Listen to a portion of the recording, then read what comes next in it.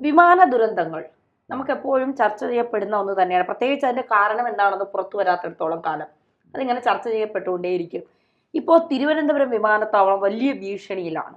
12 കോടി വരെ ചെലവാക്കിയിട്ടും ആ ഭീഷണിയിൽ നിന്ന് ഒഴിയാൻ അവർക്ക് കഴിയുന്നില്ല എന്നാണ് പറയുന്നത്. എന്താണ് സംഭവം? ഈ തിരുവനന്തപുരം വിമാനത്താവളം ഇന്നും ഇന്നലെയല്ല, കഴിഞ്ഞ കുറേ വർഷങ്ങളായിട്ടുള്ള ഒരു ഭീഷണി നിലനിൽക്കുന്നു പറഞ്ഞു കഴിഞ്ഞാൽ അവിടെ ചുറ്റും പക്ഷികൾ പറക്കുന്നതാണ് ഏറ്റവും വലിയ ഭീഷണി. വിമാനത്തെ സംബന്ധിച്ചിടത്തോളം വിമാനത്തിലൊരു പക്ഷി ഇടിച്ചാലും എന്തെങ്കിലും ഒരു ചെറിയ സാധനം ഇടിച്ചാലും വലിയ അപകടം ഉണ്ടാകുന്ന സാധ്യതയുള്ള ഒരു യാത്രാ സംവിധാനമാണ് വിമാനം എന്ന് പറയുന്നത്. തിരുവനന്തപുരത്ത് കഴിഞ്ഞ കുറേ വർഷങ്ങളായിട്ട് ഈ പക്ഷി ആയുള്ള വിഷയം നിലനിൽക്കുന്നത്. പക്ഷിയെ ഓടിക്കാൻ പ്രതിവർഷം ചിലവാക്കുന്നത് 12 കോടി രൂപയാണ്. ഏകദേശം 3.25 ലക്ഷം രൂപ ഈ പടക്കവും വെടിക്കോപ്പ് സാധനങ്ങൾ വാങ്ങാൻ വേണ്ടി മാത്രം ചിലവാക്കുന്നുണ്ട്. പിന്നെ 22 സ്റ്റാഫുകളുണ്ട്. ഈ ഏകദേശം ഒരു 12 സ്ഥലങ്ങളിൽ നിന്നാണ് ഇവർ ഈ പടക്കം പൊട്ടിക്കുന്നതും സംഭവങ്ങളൊക്കെ. അതിൽ ഏകദേശം 200 ഗുണ്ട്, 50 റോക്കറ്റൊക്കെയാണ് ഓരോ ഷിഫ്റ്റിലും, 2 ഷിഫ്റ്റായിട്ട് ജോലി ചെയ്യുന്ന ഓരോ ഷിഫ്റ്റിലും ഇവർ ഉപയോഗിക്കുന്നത്. എന്നിട്ടും അവിടെ പക്ഷിയെ നിയന്ത്രിക്കാൻ സാധിക്കുന്നില്ല എന്നുള്ളതാണ് പറഞ്ഞത്. അത് ശാശ്വത പരിഹാരം ഇപ്പോഴും ഇല്ല എന്നുള്ളതാണ് വസ്തുത. ഇത്രയും ഭീമമായ തുക ചെലവഴിച്ചിട്ട് പോലും എന്ത് ചെയ്യാൻ പറ്റും എന്നതിനെക്കുറിച്ച് ധാരണയില്ല. ഇപ്പോൾ ഇവരവിടെ ഒന്ന് രണ്ട് ഈ പ്രത്യേകിച്ച് പക്ഷികൾ എന്ന് പറഞ്ഞാൽ പ്രാവുകളാണ് മെയിനായിട്ട് അവിടെ വരുന്ന വിഷയം. പക്ഷേ ഈ പ്രാവുകൾ വിമാനത്താവളത്തിൻ്റെ റൺവേയുടെ പരിസരങ്ങളിലോ ഒന്നും പറന്നിറങ്ങാതിരിക്കാൻ വേണ്ടി പ്രാവുകൾക്ക് കഴിക്കാൻ പറ്റാത്ത വിധത്തിലുള്ള പുല്ലുകളാണ് അവിടെ വളർത്തിയിട്ടുള്ളത്. പുല്ല് ഏകദേശം അത്യാവശ്യം നല്ല ഹൈറ്റിൽ വളർത്തിയിട്ടുണ്ട്. ഈ പ്രാവുകൾക്കൊരു പൊതു സ്വഭാവമുണ്ട്. അത് ഭക്ഷണം കഴിക്കാൻ വരുന്നത് ഇത് കൂട്ടമായിട്ടേ വരുള്ളൂ, ഒറ്റയ്ക്ക് വന്ന് നിൽക്കില്ല. അപ്പോൾ കൂട്ടമായിട്ട് വന്നു കഴിഞ്ഞാൽ ഇവർക്ക് പരസ്പരം കാണാം, അപ്പോഴേ ഇവർ ഭക്ഷണം ശേഖരിക്കുള്ളൂ. ഈ പുല്ലുകൾ വളർത്തിയത് ഈ പ്രാവുകൾ വന്നിരുന്ന് ഇവർക്ക് പരസ്പരം കാണാൻ സാധിക്കില്ല. അങ്ങനെ അതിനെ ഒഴിവാക്കാൻ വേണ്ടിയാണ്. പക്ഷേ എന്നിരുന്നാലും അതിൻ്റെ പരിസരങ്ങളിൽ ഈ പക്ഷികളുടെ ശല്യം അതിഭീകരമാണ്. കഴിഞ്ഞ ദിവസം ഡൽഹിയിൽ നിന്ന് അവിടുത്തെ വന്നൊരു വിമാനത്തിൽ പക്ഷി ഇടിച്ചൊരു വാർത്തയുണ്ടായിരുന്നു. നിരവധി തവണ പൈലറ്റുകൾ അത് റിപ്പോർട്ട് ചെയ്യുന്നുണ്ട്. ഏകദേശം 200-ൽ പരം വിമാനങ്ങൾ ഇതേ അപകടത്തിൽപ്പെട്ടിട്ടുണ്ട്. അപകടത്തിൽപ്പെട്ടു എന്ന് തന്നെ നമുക്ക് പറയാം. കഴിഞ്ഞ ദിവസം ഇതേപോലെ ഡൽഹിയിൽ നിന്ന് വന്നൊരു വിമാനത്തിൽ പക്ഷി ഇടിച്ചു. പക്ഷേ അപകടമൊന്നുമില്ലാതെ പൈലറ്റ് താഴെ ഇറക്കി, പെട്ടെന്ന് തന്നെ ആളുകളെ മാറ്റി. പക്ഷെ വിമാനം തിരിച്ചുള്ള യാത്ര ക്യാൻസൽ ചെയ്യേണ്ടി വന്നു. അത്രയും വിമാനം യാർഡിൽ കയറ്റി പരിശോധന നടത്തേണ്ടി വന്നു. അപ്പോൾ ആ യാത്ര അന്ന് പോകേണ്ടിരുന്ന യാത്രക്കാരെ ഹോട്ടലിലേക്ക് മാറ്റിയിട്ട് പിന്നെ വീണ്ടും പിറ്റേ ദിവസം അവരെ 2 വിമാനങ്ങളിലായിട്ട് യാത്ര ചെയ്യിപ്പിക്കേണ്ടി വന്നു. അപ്പോൾ ആ എക്സ്പെൻസ് വീണ്ടും വന്നില്ലേ. ഒരു വിമാനത്തിൻ്റെ ഒരു യാത്ര ക്യാൻസൽ ചെയ്യുമ്പോൾ എത്ര ലക്ഷം രൂപയുടെ നഷ്ടം വരും. അപ്പോൾ ഈ ഇപ്പോൾ സാധാരണഗതിയിൽ സാധാരണക്കാർക്ക് ഒരു സംശയം തോന്നും. പക്ഷി എന്ന് പറയുന്നത് നിസ്സാരപ്പെട്ടൊരു ജീവിയല്ലേ. ഒരു വിമാനം എന്ന് പറയുന്നത് വളരെ ഭീമാകാരമായ സംഗതി. ഒരു പക്ഷി ഇടിച്ചത് കൊണ്ട് വിമാനത്തിന് എന്ത് കേടുപാട് പറ്റാനാണ്? വിമാനത്തിന് കേടുപാട് പറ്റും. അതെങ്ങനെ പറ്റും? അത് പണ്ട് മുതലേ നമ്മൾ ഈ വിമാനം ഉണ്ടാക്കിയ കമ്പനിക്കാർ തന്നെ കൃത്യമായിട്ട് പറഞ്ഞു, അതിൻ്റെ യാത്രയിൽ എന്ത് തടസ്സം വന്നു കഴിഞ്ഞാലും പെട്ടെന്ന് തീപിടിക്കാൻ സാധ്യതയുള്ളൊരു യാത്രാ സംവിധാനമാണ് വിമാനം എന്ന് പറഞ്ഞാൽ. അത്രയും സുരക്ഷിതമായിട്ട് ഇറക്കണം എന്നുള്ളത്. അതുകൊണ്ടാണ് നമ്മൾ ഈ റൺവേയുടെ പരിസരങ്ങളിലൊക്കെ വലിയ കെട്ടിടങ്ങളോ അല്ലെങ്കിൽ ഈ വിമാനത്തിന് സുരക്ഷിതമായിട്ട് സഞ്ചരിക്കാൻ പറ്റുന്നതിന് തടസ്സം നിൽക്കുന്ന ഒരു സംഭവങ്ങളും ഉണ്ടാകാൻ പാടില്ല, മരങ്ങളാണെങ്കിലും ഒന്നും ഉണ്ടാകാൻ പാടില്ല എന്ന് പറയണം.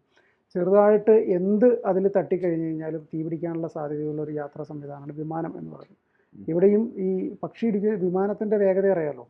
ഒരു ചെറുതാണെങ്കിൽ പോലും, ചെറിയ പക്ഷിയാണെങ്കിൽ പോലും വിമാനത്തിലിടിക്കുമ്പം അതിൻ്റെ ഇമ്പാക്റ്റ് ഭയങ്കര ഭീകരമായിരിക്കും. അതാണ് ഇവിടുത്തെ പ്രധാന പ്രശ്നം. തീപിടിക്കാനുള്ള സാധ്യത, അപകടത്തിലാവാനുള്ള സാധ്യത എന്ന് പറയുന്നത്. ഈ വിമാനത്തിൻ്റെ നമ്മളിപ്പോൾ ഒരു വണ്ടി ഓടിക്കുമ്പോൾ അതിന് ചെറിയൊരു പ്രശ്നങ്ങളാണ് നമ്മൾ സർവീസ് ചെയ്യാതെ കൊണ്ടുപോകാമെന്ന് വിചാരിക്കാം. പക്ഷേ ഇവിടെ അത് സാധിക്കില്ല. എന്ത് ചെറിയ പ്രശ്നമാണെങ്കിലും വിമാന സർവീസിന് കയറ്റണം. അത് കൃത്യമായിട്ട് പരിശോധിക്കാമെന്ന് വെച്ചാൽ പിന്നെ ഒന്ന് മുതൽ പരിശോധിക്കണം. അതിൻ്റെ എല്ലാ കാര്യങ്ങളും പരിശോധിക്കണം. എഞ്ചിൻ ഉൾപ്പെടെയുള്ള കാര്യങ്ങൾ പരിശോധിക്കേണ്ടി വരും. അപ്പോൾ അത്രയും താമസം വരും, അത്രയും സാമ്പത്തിക പ്രശ്നം വരും, അങ്ങനെയുള്ള ഇഷ്യൂസ് വരും. ഇവിടെ ഈ വിമാനത്താവളത്തിന് ചുറ്റുവട്ടം ഉള്ള പ്രശ്നം എന്ന് വെച്ച് കഴിഞ്ഞാൽ അവിടെ ഈ അറവുശാലകളൊക്കെ ഉണ്ട്. ഏകദേശം 2 കിലോമീറ്റർ. ഇവള് തിരുവനന്തപുരംകാരിയാണ്, ഇവർക്ക് അറിയാം കൃത്യമായിട്ട്. പക്ഷെ അവൾ മിണ്ടൂല. കാരണം അവിടെ നിന്നൊക്കെ ഇറച്ചി വാങ്ങിക്കൊണ്ട് പോകണത് അവരൊക്കെ. അറവുശാലകളുണ്ട്. പിന്നെ അവിടെ കുറച്ച് ചുറ്റുവട്ടത്തെ കുറച്ച് വീടുകളിൽ ഈ പറഞ്ഞ പോലെ പ്രാവിനെ വളർത്തുന്നുണ്ട്. അതൊക്കെ ഇവർ കണ്ടെത്തിയിട്ടുണ്ട്. പക്ഷെ നിർത്തണമെന്ന് നിർദ്ദേശം കൊടുക്കാനും പറ്റൂല. കാരണം അവരവരുടെ വീടുകൾ വളർത്തുന്നതാണ്. ഇത്രയും കിലോമീറ്റർ ഉണ്ട്.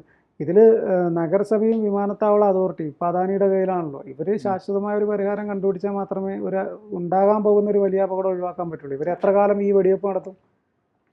ഇവരിൽ വേറെ 1-2 സംവിധാനങ്ങളൊക്കെ ഉണ്ട്. മേലെ പോയിട്ട് മറ്റേ തൃശ്ശൂർ പൂരത്തിന് പൊട്ടുന്ന പോലത്തെ സാധനങ്ങളൊക്കെ, ആ സാധനമൊക്കെ പൊട്ടിക്കുന്നുണ്ട് ഇവർ ചില അടിയന്തര സാഹചര്യങ്ങൾ പറഞ്ഞു. കാരണം ഈ പൈലറ്റിന് വിമാനം ഇറക്കാൻ പറ്റാതെ ഇവിടെ കിടന്ന് കറങ്ങുന്ന ചില സന്ദർഭങ്ങൾ വരുമ്പോൾ ഇവർ ഈ സാധനം പൊട്ടിക്കുന്നതാണ് പറയുന്നത്.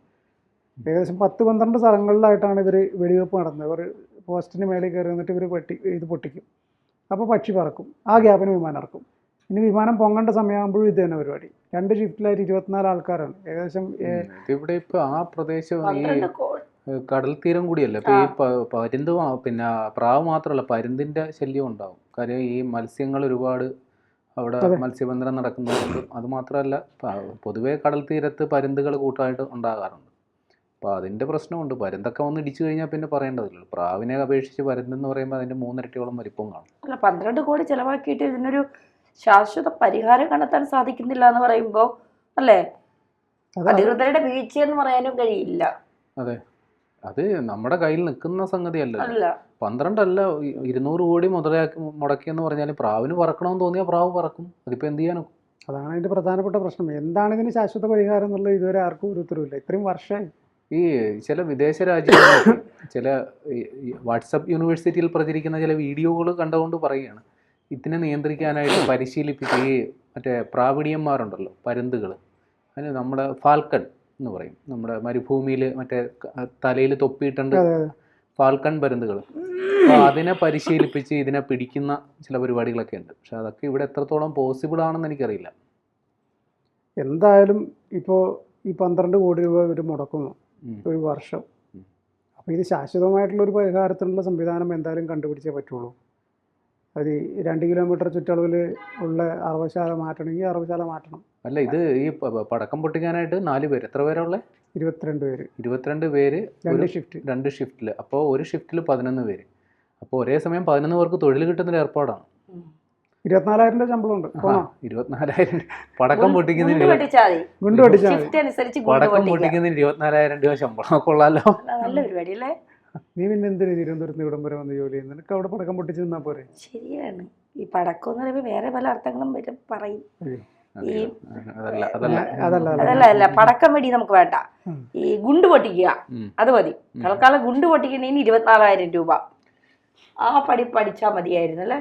അതല്ല, ഇത് ഈ അദാനി ഏറ്റെടുത്തതിന് ശേഷം അതിന് മുൻപ് ഇതൊക്കെ തന്നെയല്ല അവസ്ഥ. ഇനി അദാനി വന്നതുകൊണ്ടാണോ പ്രാവുകൾ പറക്കുന്ന ആ രീതിയിൽ വ്യാഖ്യാനങ്ങളും എല്ലാം വരുവാവും. തീർച്ചയായിട്ടും അദാനി കുറെ പ്രാവുകളെ പുറത്ത് വിടുന്നു. അദാനി എപ്പോഴും ഈ മോദിയുടെ ആളായത് കൊണ്ട് വേണമെങ്കിൽ മോദിയും കൂടെ അദാനിയും ചേർന്ന് നടത്തുന്ന ഒരു ഗൂഢതന്ത്രത്തിന്റെ ഫലമായിരിക്കാം ഈ പ്രാവുകളും ഈ പക്ഷികളും പറക്കുന്നതിന്റെ പിന്നിലെന്ന് ഗോവിന്ദമാഷ് പ്രസ്താവന വരെ ഇറക്കാൻ സാധ്യതയുണ്ട്. അതൊക്കെ ഇത്തിരി കടന്നുപോയി, അത് ഏറ്റില്ല കേട്ടോ. കടന്നുപോയത് അത് ഇത്തിരി കടന്നുപോയി, ഏറ്റില്ല എന്തായാലും. പക്ഷേ നമ്മൾ മനസ്സിലാക്കേണ്ട ഒരു വസ്തുത എന്ന് പറഞ്ഞു കഴിഞ്ഞാൽ, ഒരു വിമാനാപകടം തിരുവനന്തപുരത്ത് അതിവിദൂരമല്ല എന്ന് പറയേണ്ടി വരും. കാരണം അത് വളരെ സീരിയസ് ആയ ഒരു മാറ്ററാണ്. അതെന്താണെന്നുള്ളത് കണ്ടുപിടിക്കാൻ ഇല്ല, ഉത്തരവുണ്ട് അവിടെ.